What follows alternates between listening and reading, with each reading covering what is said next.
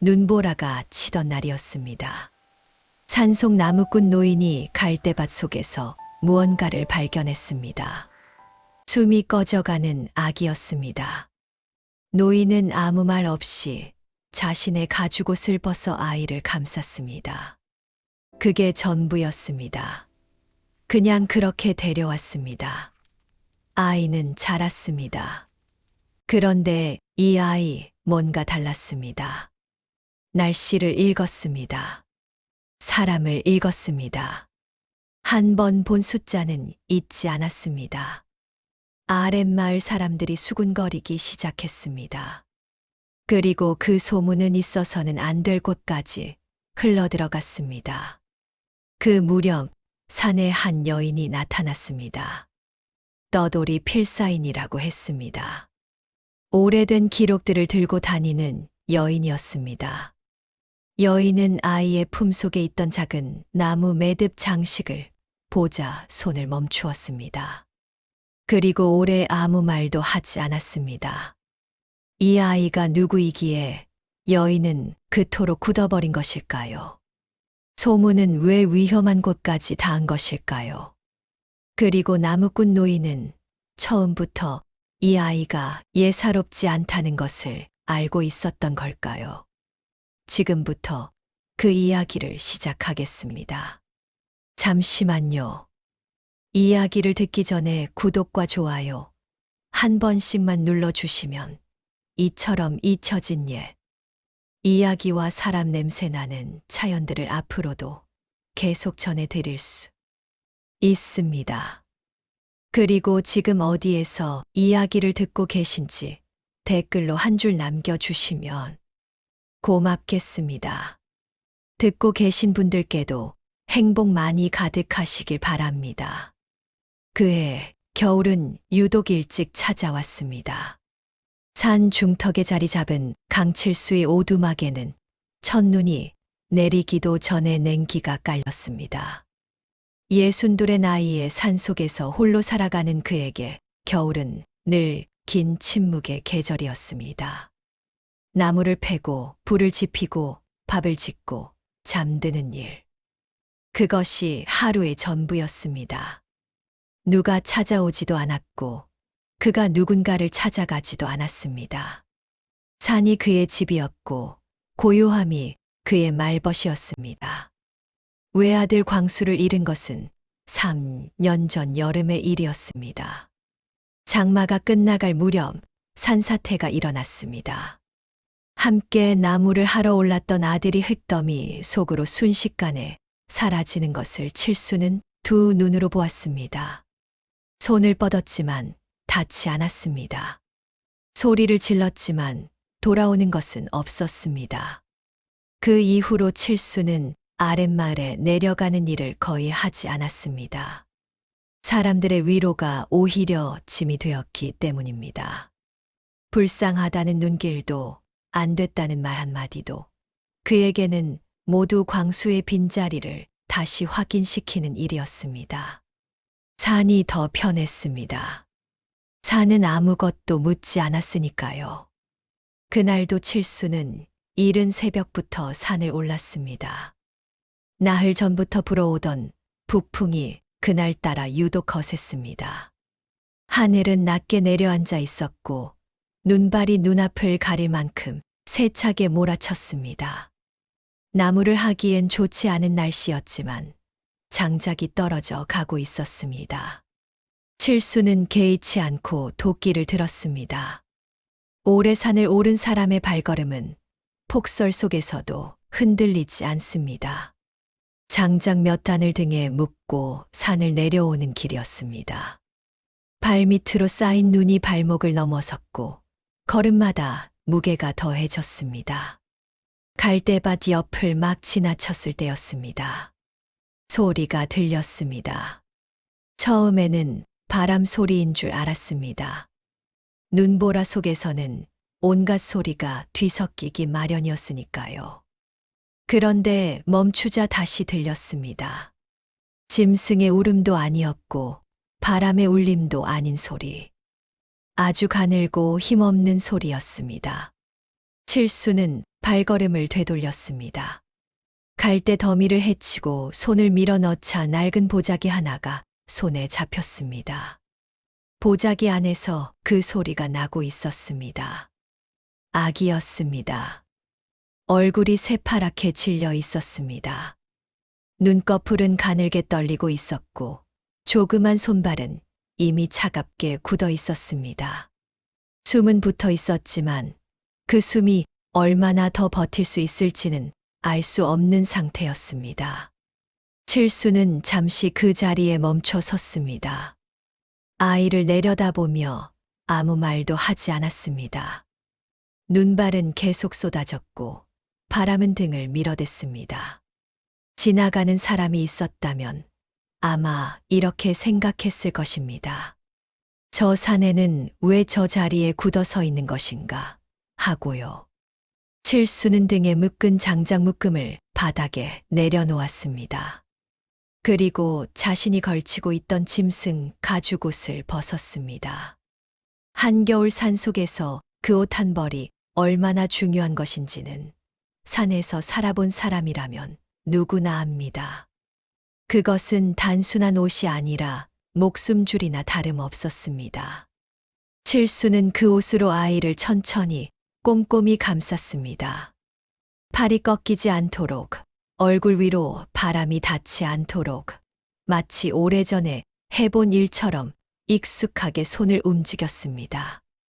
찬바람이 등줄기를 파고들었지만 그는 서두르지 않았습니다. 사람이라면 말입니다. 눈앞에서 꺼져가는 숨을 보고 그냥 발길을 돌리기란 쉽지 않은 법입니다.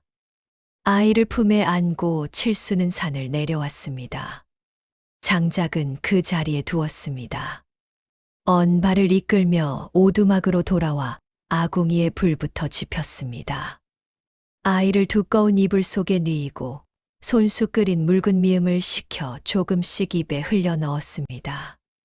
밥도 먹지 않고 밤새 곁을 지켰습니다. 불이 꺼지지 않도록 수시로 장작을 더 넣었습니다. 바람이 문틈으로 새어 들어오자 헌삼배를 찢어 틈을 막았습니다. 새벽녘이 되어서야 아이의 얼굴에 혈색이 천천히 돌아왔습니다.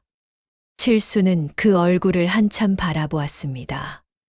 고운 이마였습니다. 눈매가 뚜렷하고 선명했습니다. 아기의 품 안에는 낡은 보자기 말고도 작은 것 하나가 더 있었습니다. 손가락 2마디만 한 나무 매듭 장식이었습니다. 무심히 보면 그냥 아이 장난감처럼 보였지만 뒤집어 살펴보니 안쪽에 아주 작은 쇠 문양이 정교하게 새겨져 있었습니다. 칠수는 그것이 무엇을 뜻하는지 알지 못했습니다.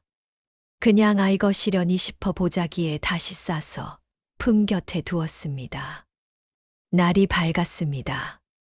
칠수는 아이에게 이름을 지어 주었습니다. 라온. 스스로 즐겁다는 뜻을 가진 옛말이었습니다. 왜 그 이름이 먼저 떠올랐는지 그 자신도 잘 몰랐습니다. 다만 이 아이만큼은 이 험한 산속에서 너무 무거운 이름을 달고 살지 않았으면 했습니다. 그것 하나만큼은 분명했습니다. 그것이 시작이었습니다. 강칠수는 그날부터 다시 혼자가 아니게 되었습니다. 산은 여전히 같은 자리에 있었고 겨울은 여전히 길고 추웠습니다. 달라진 것은 오두막 안에서 작은 숨소리가 들린다는 것뿐이었습니다. 그런데 그것만으로도 아침에 눈을 뜰 이유가 하나 더 생겼습니다. 칠수는 그 사실을 누구에게도 말하지 않았습니다. 말하지 않아도 그는 알고 있었습니다. 이 아이가 이 산에 남겨진 것은 우연이 아닐지도 모른다는 것을. 라온이 걸음마를 뗀 것은 이듬해 봄이었습니다. 오두막 앞마당에서 비틀비틀 발을 떼던 아이를 칠수는 멀찌감치 서서 바라보았습니다. 손을 내밀어 잡아주지 않았습니다. 넘어지면 스스로 일어나도록 두었습니다. 그것이 칠수의 방식이었습니다. 산에서 살아가는 법은 누가 가르쳐 주는 것이 아니라 스스로 몸으로 익히는 것이라고 그는 믿고 있었습니다. 라온은 잘 넘어졌고 잘 일어났습니다. 아이는 빠르게 자랐습니다. 산 공기 덕분인지, 칠수가 끓여주는 된장국과 나물 덕분인지, 라온은 또래보다 단단하고 야무진 아이로 컸습니다. 말을 배우는 속도도 빨랐습니다. 칠수가 한 번 말한 것은 두 번 말하지 않아도 되었습니다. 아이는 듣고 기억했습니다. 그리고 반드시 다시 물었습니다. 왜 그런지를요. 칠수는 처음에는 그 질문들이 귀찮았습니다. 산에서 수십 년을 살아온 그는 많은 것을 몸으로 알고 있었지만 그것을 말로 풀어내는 데는 익숙하지 않았습니다. 그런데 라온의 눈빛이 하도 진지해서 어느새 칠수는 한마디 한마디를 골라가며 대답하고 있었습니다. 아이를 키워보신 분들이라면 아실 겁니다. 아이의 눈빛 앞에서는 아무리 과묵한 사람도 말을 하게 된다는 것을요. 라온이 6살이 되던 해 가을이었습니다. 칠수가 아침 일찍 산을 오르려 도끼를 챙기는데 라온이 마당 한가운데 서서 하늘을 올려다보고 있었습니다. 한참을 그러더니 조용히 말했습니다. 할아버지, 오늘은 산 위쪽에 안 가는 게 좋겠습니다. 칠수는 멈칫했습니다. 왜? 저 구름이 서쪽에서 쌓이고 있습니다. 바람 냄새도 다릅니다. 오후에 큰 비가 올 것 같습니다. 칠수는 하늘을 올려다보았습니다. 구름이 있긴 했지만 산전수전 다 겪은 그의 눈에는 그냥 맑은 날 구름처럼 보였습니다. 그는 코웃음을 치며 산을 올랐습니다. 오후 2시가 채 되기도 전에 빗줄기가 쏟아졌습니다. 천둥까지 쳤습니다. 칠수는 산중턱 바위 아래에서 1시간 넘게 비를 피해야 했습니다. 흠뻑 젖은 채로 오두막에 돌아왔을 때 라온은 아궁이 앞에 앉아 불을 지피고 있었습니다. 아무 말도 하지 않았습니다. 다만 따뜻한 물 한 그릇을 내밀었습니다. 칠수는 그날부터 아이의 말을 허투루 듣지 않았습니다. 라온의 능력은 날씨를 읽는 것에서 그치지 않았습니다. 어느 나무가 속이 썩어가고 있는지, 어느 길이 산사태에 위험이 있는지 아이는 걸으면서 보았습니다. 칠수가 수십 년에 걸쳐 몸으로 쌓은 감각을 라온은 눈으로 읽어냈습니다. 아이가 9살이 되던 해봄, 칠수는 처음으로 라온을 아랫마을 장터에 데려갔습니다. 오랜만에 내려간 장터는 사람들로 북적였습니다. 라온은 말 한마디 없이 이 가게 저 가게를 둘러보았습니다. 포목점 앞에서 잠시 멈추더니 돌아오는 길에 칠수에게 말했습니다. 저 포목점 주인은 천값을 2배로 부르고 있습니다. 하지만 실제로는 절반 값에 팔 생각입니다. 깎아달라는 사람한테만요. 칠수가 물었습니다. 어떻게 알았느냐? 물건을 고르는 손님한테 웃으면서도 눈은 안 웃었습니다. 값을 부를 때 잠깐 시선이 내려갔습니다. 그리고 팔리지 않은 천이 구석에 너무 많이 쌓여 있었습니다. 칠수는 아무 말도 하지 않았습니다. 그러나 속으로는 알았습니다. 이 아이는 보통 아이가 아니라는 것을. 며칠 후 그 소문이 슬금슬금 퍼지기 시작했습니다. 산속 나무꾼 영감이 키우는 아이가 사람 속을 꿰뚫어 본다더라.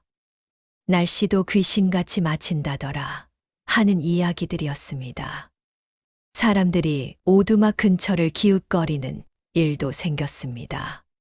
칠수는 어느 날 저녁 라온을 불러 앉혔습니다. 너 아는 거 있으면 다 내보이지 마. 라온이 고개를 들었습니다. 왜입니까? 칠수는 잠시 생각하다가 말했습니다. 날카로운 칼은 함부로 꺼내는 게 아니다. 꺼내기 전에 먼저 상대를 봐야 한다. 알겠느냐? 라온은 조용히 고개를 끄덕였습니다. 그 후로 아이는 장터에 가도 어리숙한 표정을 유지했습니다. 눈에 띄는 말은 하지 않았습니다. 그러나 칠수는 알고 있었습니다. 아이의 눈은 여전히 모든 것을 보고 있다는 것을. 산은 라온을 키웠고 라온은 산을 읽었습니다. 그 둘이 서로를 닮아가는 동안 강칠수는 말없이 그 곁을 지켰습니다. 서연우가 산에 나타난 것은 라온이 11살이 되던 해 초여름이었습니다. 칠수가 아침 일찍 산을 오르다 처음 그 여인을 마주친 것은 산 중턱 오솔길이었습니다. 여인은 커다란 보따리를 등에 지고 있었습니다. 보따리 안에는 두루마리 서책 여러 권과 붓, 먹, 그리고 낡은 지도 몇 장이 들어 있었습니다. 행색은 수수했지만 눈빛이 또렷했습니다. 길을 잃은 것도 아니었고 누군가를 피해 도망치는 기색도 아니었습니다. 다만 어딘가를 찾고 있는 사람의 걸음이었습니다. 이 근방에 며칠 머물 수 있는 곳이 있겠습니까? 여인이 먼저 물었습니다. 칠수는 위아래를 훑어보았습니다. 산속 사정을 모르는 사람이 혼자 이 깊은 곳까지 올라오는 일은 흔치 않았습니다. 수상하다는 생각도 들었습니다. 그러나 여인의 눈빛에는 거짓이 없었습니다. 칠수는 말없이 오두막 쪽으로 턱을 들었습니다. 그것이 서연우와의 첫 만남이었습니다. 여인은 며칠만 있다 가겠다고 했습니다. 그런데 며칠이 열흘이 되었고 열흘이 한 달이 되었습니다. 칠수는 뭐라 말하지 않았습니다. 불편하지 않았기 때문이 아니라 라온 때문이었습니다. 라온은 서연우를 처음 본 날부터 그 곁을 떠나지 않았습니다. 여인이 서책을 펼치면 옆에 앉아 들여다보았고 지도를 그리면 어깨 너머로 손가락을 짚었습니다. 서연우는 쫓아내지 않았습니다. 오히려 아이의 질문에 하나하나 답해 주었습니다. 그를 가르쳐 주었고 지도를 읽는 법을 알려 주었습니다. 숫자를 다루는 법도 함께 익혔습니다. 라온은 빠르게 흡수했습니다. 하루 배운 것을 이튿날 다시 펼쳐 혼자 반복했습니다. 서연우는 그 모습을 보며 조용히 눈을 가늘게 떴습니다. 놀란 것이었습니다. 그러나 내색하지 않았습니다. 그러던 어느 날 저녁이었습니다. 서연우가 낡은 서책 하나를 펼쳐 기록을 살피다가 손을 멈추었습니다. 그리고 천천히 라온에게 물었습니다. 아이야, 내 품에 늘 지니고 다니는 그것 잠깐 볼 수 있겠느냐? 라온은 망설이지 않았습니다. 옷 안쪽에서 작은 나무 매듭 장식을 꺼내 건넸습니다. 늘 몸에 지니고 다니던 것이었습니다. 칠수가 발견했을 때부터 아이 곁에 있던 물건이었습니다. 서연우는 그것을 손바닥 위에 올려놓고 뒤집었습니다. 안쪽에 작은 쇠 문양을 들여다보았습니다. 그리고 서책을 다시 펼쳐 한 페이지를 찾았습니다. 페이지 한쪽 귀퉁이에 작게 찍힌 도장이 있었습니다.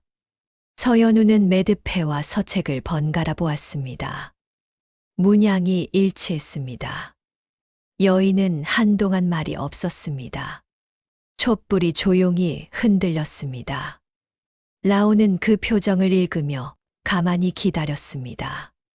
칠수는 방문 옆에 기대어 그 장면을 바라보고 있었습니다. 서연우가 입을 열었습니다. 이 문양은 감찰관 이현직의 가문 표식입니다. 이현직은 이 고을 재정의 비리를 밝히려다 누명을 쓰고 죽은 사람입니다. 그의 아내도 그의 겨울을 넘기지 못했습니다. 아이가 하나 있었는데 끝내 찾지 못했다는 기록이 남아 있습니다. 라온은 조용히 그 말을 들었습니다. 표정이 흔들리지 않았습니다. 다만 눈빛이 달라졌습니다. 그러면 저는 그 아이입니까? 서연우는 천천히 고개를 끄덕였습니다. 칠수는 그 자리에서 아무 말도 하지 않았습니다. 할 말이 없어서가 아니었습니다. 이미 각오하고 있던 일이었습니다. 발견했을 때부터 이 아이가 평범한 아이가 아닐 것이라는 예감은 있었습니다. 다만 그것이 이렇게 무거운 이야기일 줄은 몰랐습니다. 그날 밤 라온은 오래 잠을 이루지 못했습니다. 칠수도 마찬가지였습니다. 두 사람은 같은 지붕 아래 각자 눈을 뜨고 누워 있었습니다. 서로 아는 척하지 않았지만 서로 깨어 있다는 것은 알고 있었습니다. 이튿날 아침 서연우가 먼저 말을 꺼냈습니다. 라온이 원한다면 제가 가르치겠습니다. 글만이 아닙니다. 이 기록을 이해하고 다룰 수 있을 만큼 제대로 가르치겠습니다. 라온이 칠수를 바라보았습니다. 칠수는 마당 쪽을 향한 채 대답하지 않았습니다. 그러다 잠시 후 낮은 목소리로 말했습니다. 내가 원하면 해라. 그것이 허락이었습니다. 그날부터 서연우는 라온의 스승이 되었습니다. 오전에는 글과 셈을 익혔고 오후에는 기록을 읽는 법을 배웠습니다. 서연우는 엄하지 않았지만 느슨하지도 않았습니다. 틀리면 다시 하게 했고 이해하지 못하면 이해할 때까지 설명했습니다. 라온은 그런 스승을 따랐습니다. 칠수는 그 모습을 멀리서 바라보았습니다. 자식이 잘 되는 걸 보는 마음은 참 묘합니다. 뿌듯하면서도 어딘가 서운하고 기쁘면서도 가슴 한켠이 조여드는 그 느낌. 칠수는 그 마음에 이름을 붙이지 못했습니다. 다만 저녁마다 아이가 돌아와 밥상 앞에 앉으면 그것으로 충분하다고 생각했습니다. 산은 여전히 고요했습니다. 그러나 오두막 안에는 조금씩 무언가가 쌓여가고 있었습니다. 그것이 힘인지 준비인지 아직은 알 수 없었습니다. 다만 분명한 것은 라온이 더 이상 그냥 나무꾼의 아이로만 머물지는 않을 것이라는 사실이었습니다. 칠수는 그것을 알면서도 아무 말 하지 않았습니다. 이상한 낌새가 처음 느껴진 것은 그해 가을이 깊어가던 무렵이었습니다. 장터에 다녀온 팔봉이 나루터에서 칠수를 붙잡고 귀띔을 해준 것이 시작이었습니다. 장도겸의 사람들이 산속 나무꾼 영감집에 드나드는 아이에 대해 묻고 다닌다는 것이었습니다. 어디서 왔는지, 나이는 몇인지, 생김새는 어떤지를요. 팔봉은 말을 전하면서도 연신 주위를 살폈습니다. 그만큼 장도겸이라는 이름은 이 고을에서 함부로 입에 올릴 수 없는 이름이었습니다. 칠수는 그날 저녁 아무 내색 없이 밥을 먹었습니다. 라온과 서연우가 마주 앉아 서책을 펼치는 것을 바라보다가 자리에서 일어나 밖으로 나왔습니다. 마당에 서서 산 쪽을 바라보았습니다. 바람이 예사롭지 않았습니다. 나무잎이 흔들리는 방향이 달랐습니다. 산짐승도 며칠 전부터 오두막 근처에 얼씬하지 않았습니다. 오래 산을 살아온 사람의 몸은 위험을 먼저 압니다. 머리가 판단하기 전에 몸이 먼저 알아채는 것입니다. 칠수는 그날 밤 잠을 이루지 못했습니다. 사흘 후였습니다. 한밤중에 칠수가 눈을 떴습니다. 무슨 소리를 들은 것은 아니었습니다. 그냥 눈이 떠졌습니다. 오래 산에서 살아온 사람에게는 그런 감각이 있습니다. 천장을 바라보며 숨을 고르는데 문틈새로 냄새가 스며들었습니다. 불 냄새였습니다. 벌떡 일어나 문을 열었습니다. 헛간 쪽에서 불길이 오르고 있었습니다.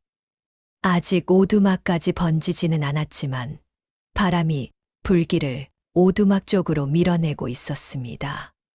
칠수는 즉시 라온의 방문을 두드렸습니다. 서연우도 이미 깨어 있었습니다. 불 냄새를 맡은 것이었습니다. 나가야 합니다. 칠수의 말에 군더더기는 없었습니다. 셋이 밖으로 나오는 순간 산 아래쪽에서 횃불 몇 개가 움직이는 것이 보였습니다. 오두막을 향해 올라오고 있었습니다. 사람이 셋, 아니, 4명이었습니다. 장도 겸의 사람들이었습니다. 라온, 내 등에 타. 칠수가 낮게 말했습니다. 라온이 망설였습니다. 이미 11살이었습니다. 제 발로 뛸 수 있는 나이였습니다. 그러나 칠수가 다시 한 번 말했습니다.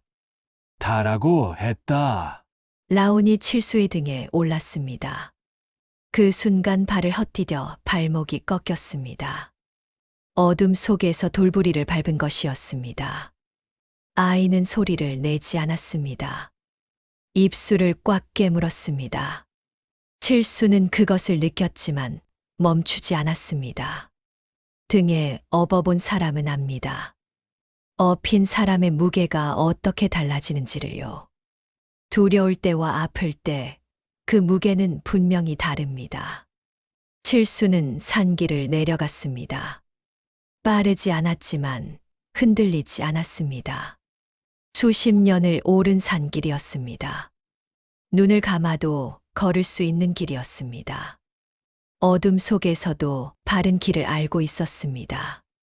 서연우는 반대 방향으로 뛰었습니다. 횃불을 든 사람들이 그 움직임을 보고 방향을 나누었습니다. 절반은 서연우를 쫓았고 절반은 칠수를 쫓았습니다. 서연우는 처음부터 그것을 노렸습니다. 추격을 분산시켜 칠수가 아이를 데리고 빠져나갈 시간을 만들어 준 것이었습니다. 산을 아는 사람과 모르는 사람의 차이는 밤에 더 크게 벌어집니다. 칠수는 횃불도 없이 산 아래로 내려갔습니다. 뒤따라오던 발소리가 하나씩 멀어졌습니다. 한 명은 넝쿨에 걸려 넘어지는 소리가 들렸고, 다른 한 명은 갈림길에서 방향을 잃은 듯 발소리가 엉뚱한 쪽으로 사라졌습니다.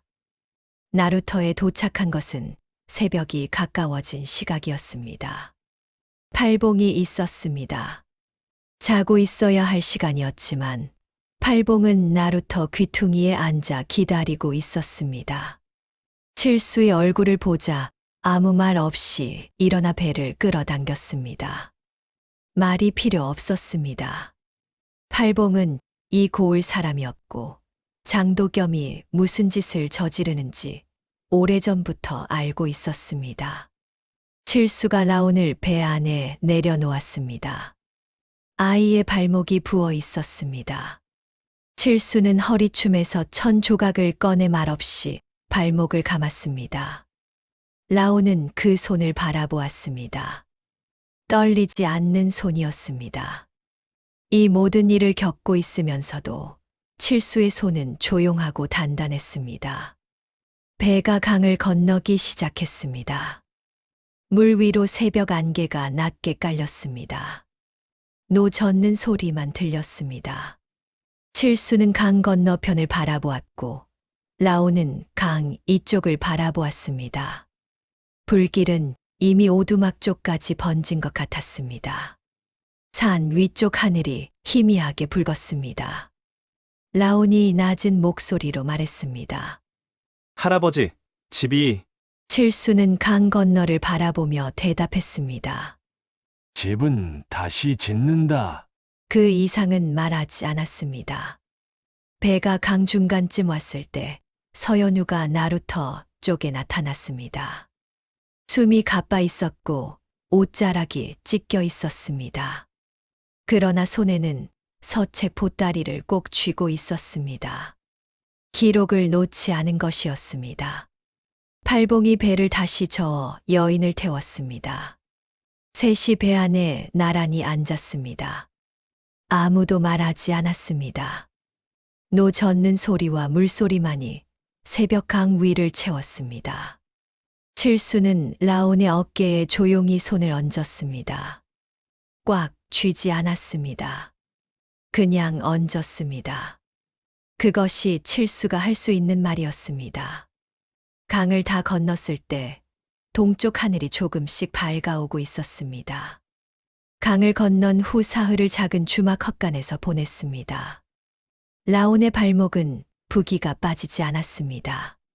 서연우가 인근 약재상에서 구해온 찜질 재료로 하루 2번씩 발목을 감았습니다.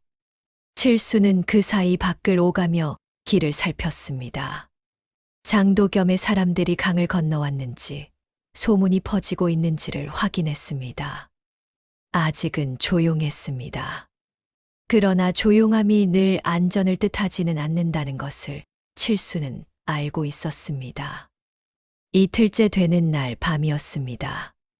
서연우가 서책을 펼쳐놓고 라온 앞에 앉았습니다. 지금까지 모아온 기록들을 하나하나 짚어가며 설명했습니다. 감찰관 이현직이 밝혀내려 했던 재정 비리의 구조, 그것을 덮기 위해 장도겸이 어떻게 누명을 씌웠는지, 그리고 그 과정에서 사라진 문서들이 어디에 있는지를요. 서연우는 그 기록들을 오랫동안 혼자 지켜왔습니다. 언젠가 이것을 쓸 사람이 나타날 것이라고 믿으면서요. 라온은 듣는 내내 아무 말도 하지 않았습니다. 그러다 서연우가 말을 마치자 조용히 물었습니다. 행군까지는 얼마나 걸립니까? 서연우가 멈추었습니다. 격쟁을 하겠다는 것이냐? 도망치는 것은 아버지의 억울함을 푸는 일이 아닙니다. 칠수가 방 한쪽에서 그 말을 들었습니다. 등을 돌리고 있었지만 어깨가 미세하게 굳는 것을 라온은 보지 못했습니다. 칠수는 오래 아무 말도 하지 않았습니다. 그러다 낮게 말했습니다. 발목은 괜찮겠느냐? 라온이 대답했습니다. 걸을 수 있습니다. 칠수는 더 묻지 않았습니다. 그것이 허락이었습니다.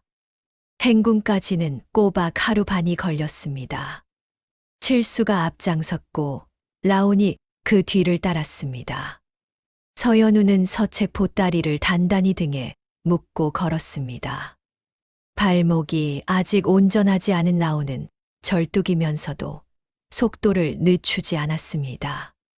칠수는 2번 뒤를 돌아보았습니다. 2번 다 아무 말 하지 않고 다시 앞을 보았습니다. 행궁 앞에 다다른 것은 이튿날 오후였습니다. 격쟁은 억울한 일을 당한 백성이 임금이나 고관의 행차 앞에서 징을 울려 직접 호소하는 일이었습니다. 누구나 할 수 있었지만 아무나 하지는 않았습니다. 잘못 나섰다가는 오히려 목숨을 잃을 수도 있었기 때문입니다. 더구나 나서는 사람이 11살 아이라면 아무도 귀 기울이지 않을 수도 있었습니다. 라온은 행궁 앞마당에 들어서자 멈추지 않았습니다. 징 앞으로 곧장 걸어갔습니다. 발목이 욱신거렸지만 걸음이 흔들리지 않았습니다. 징채를 들어 2 손으로 쥐었습니다. 그리고 힘껏 내리쳤습니다. 소리가 울렸습니다. 1번, 2번, 3번. 주위가 술렁였습니다. 관리들이 다가왔습니다. 아이를 내쫓으려는 기색이었습니다. 그러나 라온은 물러서지 않았습니다. 또렷한 목소리로 말했습니다. 감찰관 이현직의 아들 이라온, 억울하게 죽은 아비의 누명을 벗기고자 이 자리에 섰습니다. 순간 주위가 조용해졌습니다. 라온은 품에서 매듭패를 꺼내 높이 들었습니다. 그리고 서연우가 앞으로 나왔습니다. 서책을 펼쳐 기록을 제시했습니다. 매듭패 안쪽의 쇠 문양과 기록 속 도장이 일치한다는 것을 관리들 앞에서 하나하나 짚어가며 설명했습니다. 서연우의 목소리는 떨리지 않았습니다. 오랫동안 이 순간을 준비해온 사람의 목소리였습니다. 조사가 시작되었습니다. 장도겸은 처음에는 모든 것을 부인했습니다. 아이의 말을 믿을 수 없다고 했습니다. 기록은 조작된 것이라고 했습니다. 그러나 서연우가 제시한 문서는 허술하지 않았습니다. 이현직이 목숨을 걸고 남긴 기록이었습니다. 장도겸이 감추려 했던 수년간의 재정 흐름이 숫자로 고스란히 남아 있었습니다. 라온은 그 숫자들을 관리들 앞에서 막힘없이 읽어냈습니다. 틀리지 않았습니다. 장도겸은 파직되었습니다. 그것이 끝이었습니다. 요란하지 않았습니다. 긴 싸움도 없었습니다. 다만 오래 눌려있던 것이 천천히 제자리를 찾아가는 느낌이었습니다. 그로부터 몇 년이 흘렀습니다. 칠수는 산으로 돌아왔습니다. 불에 탄 오두막 자리를 치우고 다시 지었습니다. 예전보다 조금 작아졌지만 칠수 혼자 살기에는 넉넉했습니다. 라온이 없는 산은 조용했습니다. 예전처럼 조용했습니다. 그러나 예전과는 달랐습니다. 그 고요함이 이제는 외롭지 않았습니다. 어느 늦가을 오후였습니다. 칠수가 마당에서 장작을 패고 있는데 산 아래쪽에서 발소리가 들렸습니다. 짐승 발소리가 아니었습니다. 한 사람의 발걸음이었는데 낯설지 않았습니다. 칠수는 도끼질을 멈추지 않았습니다. 라온이 오두막 앞에 나타났습니다. 관복 차림이었습니다. 과거에 급제한 것이었습니다. 얼굴은 커졌지만 눈빛은 그대로였습니다. 그 또렷하고 맑은 눈빛이 그대로였습니다. 라온은 말없이 보따리에서 무언가를 꺼냈습니다. 새 도끼였습니다. 자루까지 단단하게 새로 맞춘 것이었습니다. 칠수 앞에 두 손으로 내밀었습니다. 칠수는 도끼를 내려놓고 그것을 받았습니다. 이리저리 살펴보았습니다. 묵직했습니다. 잘 만든 것이었습니다. 칠수는 아무 말도 하지 않았습니다. 칭찬도 잘 왔다는 말도 하지 않았습니다. 그냥 도끼를 옆에 세워두고 다시 장작 앞에 섰습니다. 라온이 그 옆에 섰습니다. 한동안 둘이 나란히 서 있었습니다. 바람이 지나갔습니다. 산이 조용했습니다. 라온이 낮은 목소리로 말했습니다. 아버지, 칠수는 대답하지 않았습니다. 도끼를 들어 장작을 내리쳤습니다. 장작이 단번에 쪼개졌습니다. 그는 쪼개진 장작을 옆으로 밀어내고 다음 장작을 올려놓았습니다. 눈가가 움직였습니다. 아주 잠깐이었습니다. 피보다 깊은 인연도 있습니다. 피를 나누지 않아도 함께 겨울을 난 사람이 있습니다. 눈보라 속에서 가죽옷을 벗어 감싸준 손길을 기억하는 사람이 있습니다. 그런 인연은 설명하지 않아도 됩니다. 이름을 붙이지 않아도 됩니다. 산은 그날도 고요했습니다. 낙엽이 천천히 내려앉았고 저녁 햇살이 오두막 지붕 위에 길게 누웠습니다. 장작 패는 소리가 골짜기를 타고 멀리 퍼져 나갔습니다. 두 사람은 해가 질 때까지 그 자리에 있었습니다.